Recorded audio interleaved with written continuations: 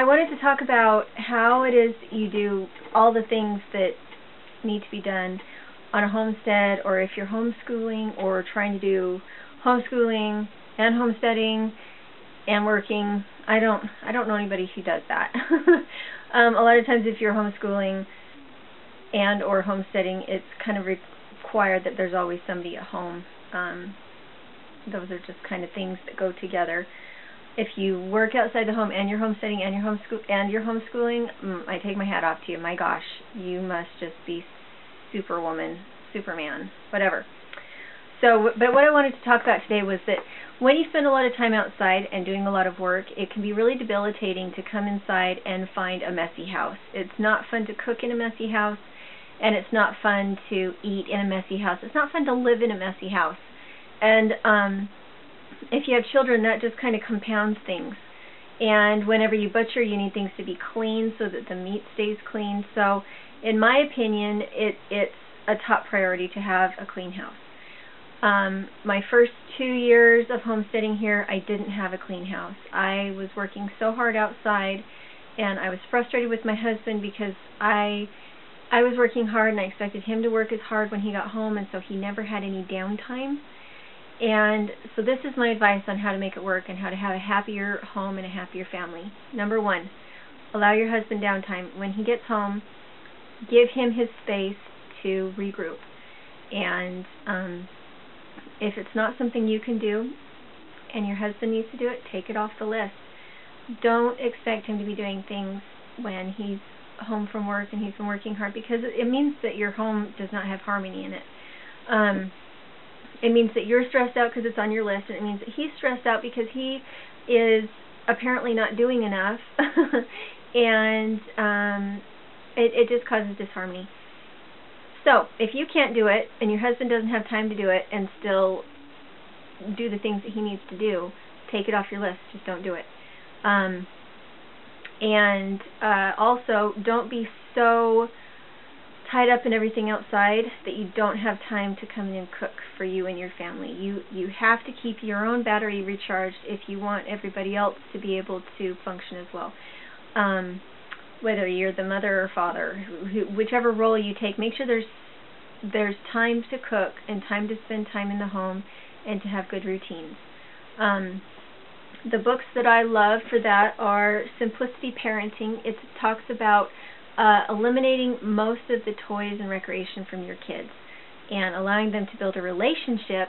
I know that sounds really weird, but allow them to build a relationship with one or two toys that are their favorites, and allow them to entertain themselves outside without all the toys. You want them to be outside, you want them to be playing, you want them to be using their imagination, and to do that they don't need tubs and tubs of toys. And you can see piles of stuff over here. I don't know if you can see them. But after family and friends give us toys at Christmas, I go through and eliminate most of them. And we just save them for maybe when other kids are here to play, because having so many toys in their room makes it hard for them to keep it clean, and it is their responsibility to keep their room clean.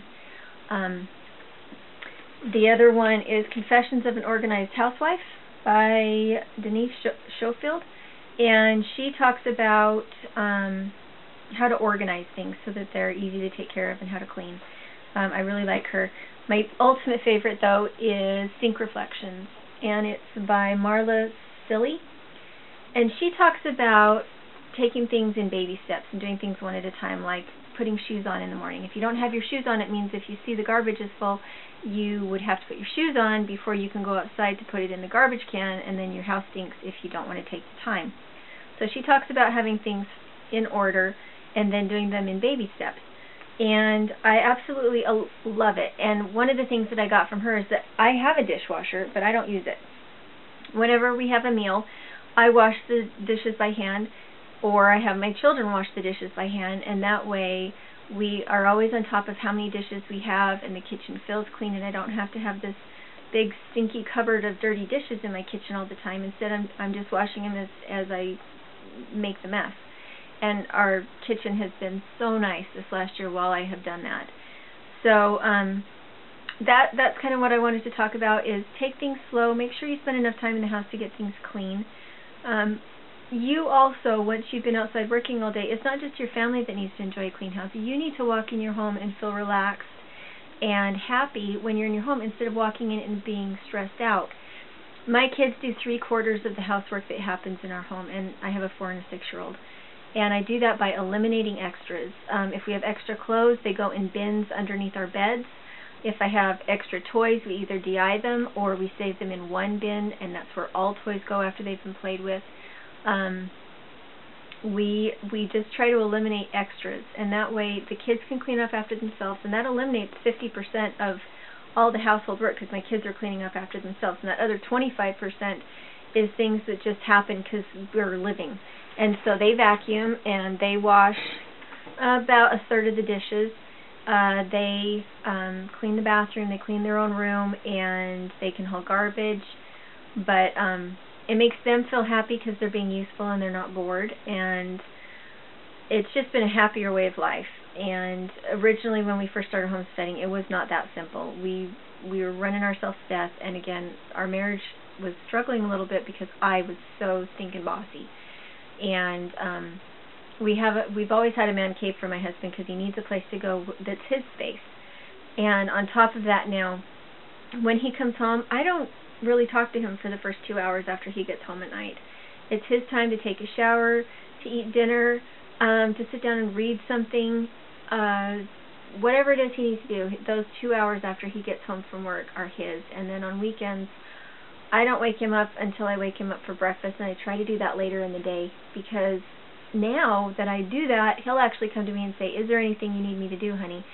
And at that point I can think and think and think, well, yeah, there was one thing that I thought I could do, but it's not actually on a list. So if you feel like doing it, you could do this. I've eliminated everything from that list that I can't do myself, because it's not fair for my husband to work 12-hour days and then come home and have a list for me. It means that he feels like slave labor at work and he feels like slave labor at home. So that's my advice, and these are all super good books, and I love them, and they're encouraging. And just minimize what you're doing so that you're not always worn out and so that you're not critical of your husband. So there we go.